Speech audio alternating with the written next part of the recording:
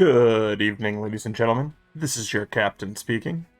Hey, it's Nightlight9, and in this video I want to go over the new Halloween banner and Halloween event. And I want to get started right away with the Halloween banner, so we're going to jump right in and take a look at the different weapons and gear that we can pull for. Starting out with Cloud's bandage sword. We notice that this is going to be more of a support role weapon for Cloud. It has boost HP and boost ice resist.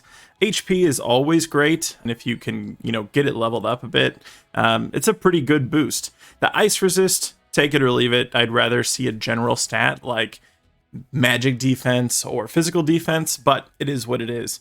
As for this ability here, Sanctuary, magic defense increase, potency mid, all allies, short duration though, as most of the all ally buffs are.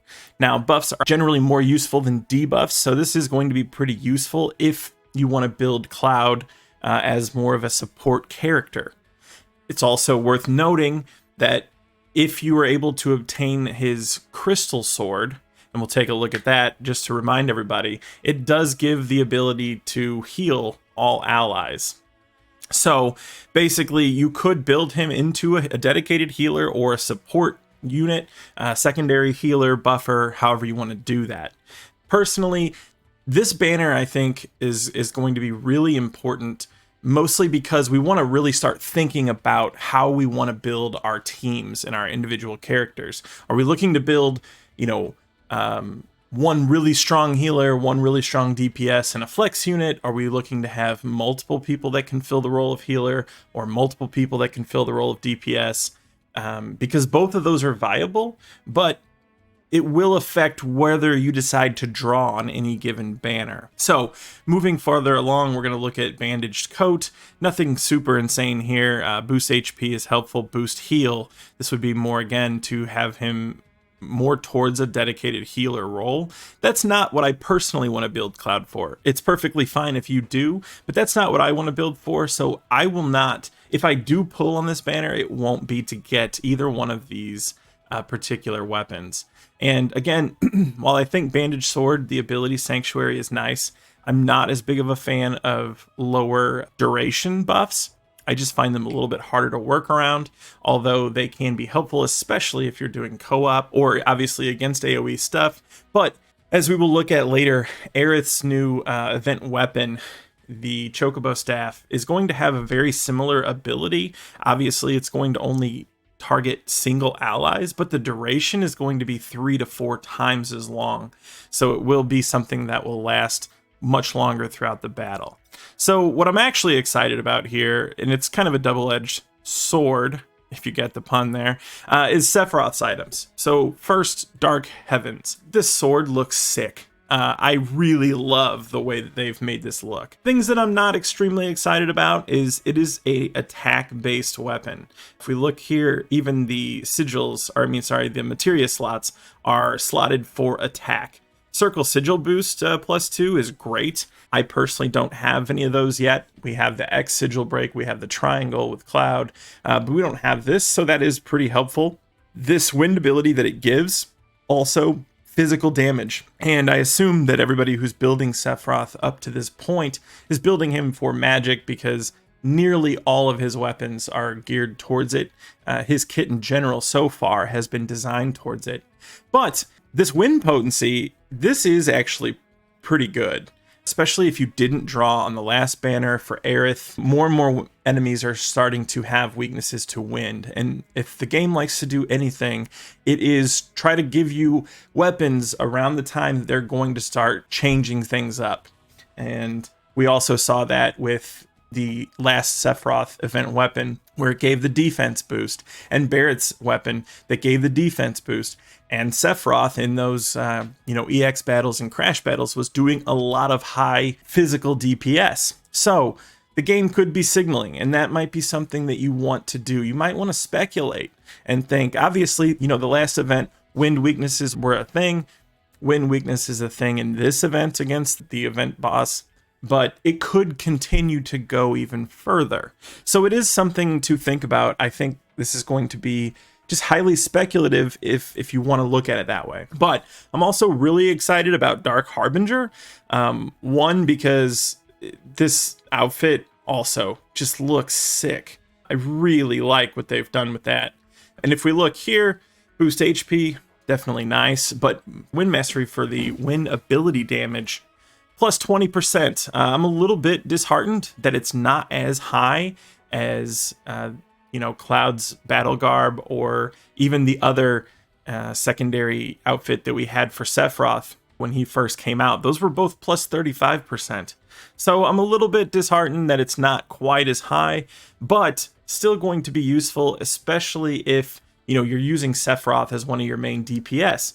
One of the reasons I still find Cloud useful even after Sephiroth is if there's ever lightning damage that is necessary, the Murasame with the Battle Garb, that is the best way for me to do lightning DPS.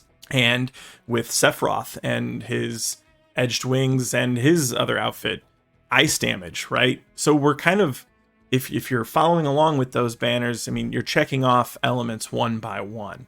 Obviously, if you kitted Sephiroth out with this to do wind, you will be sacrificing the ability to do ice.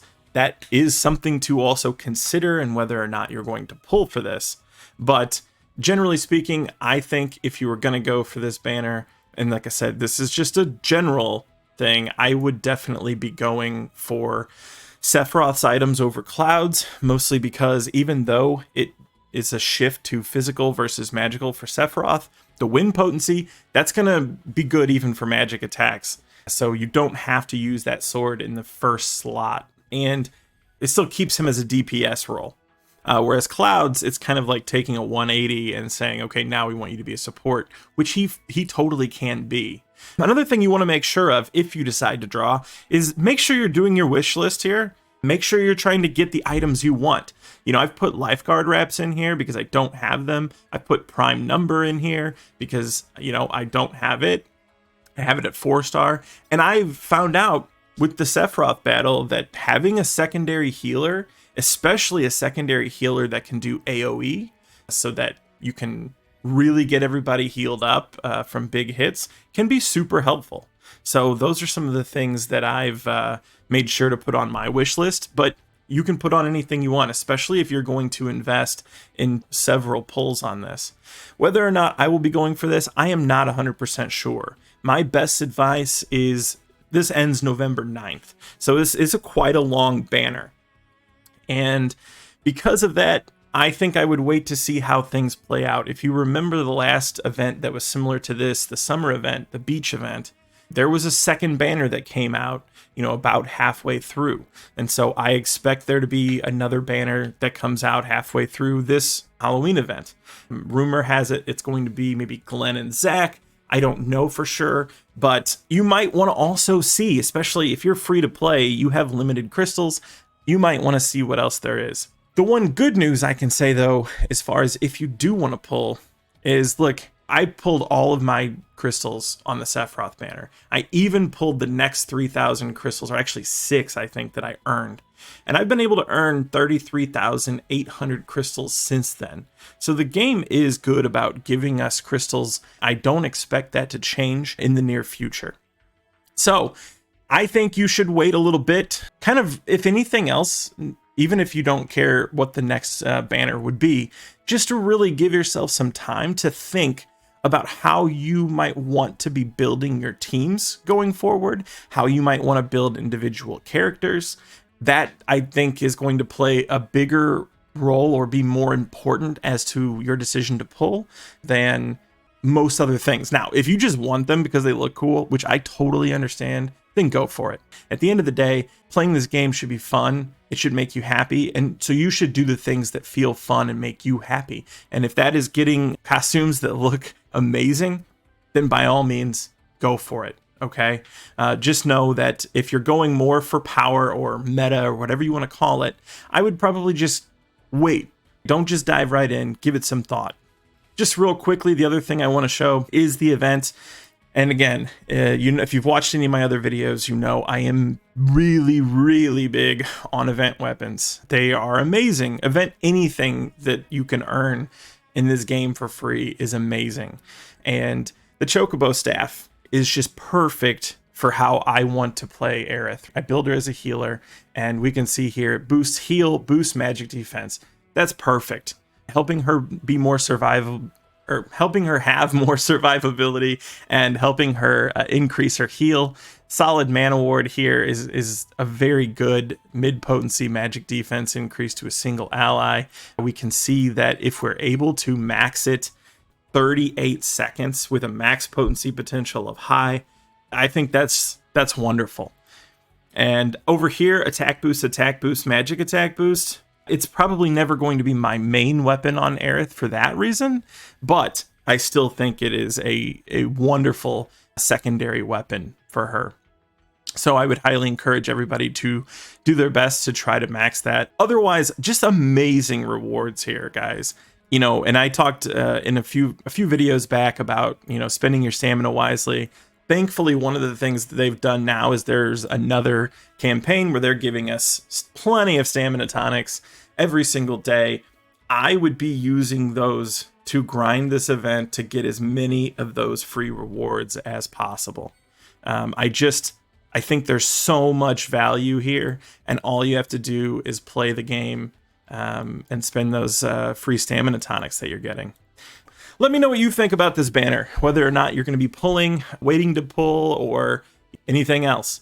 And if you found this helpful and like to see more content, please subscribe. Thank you.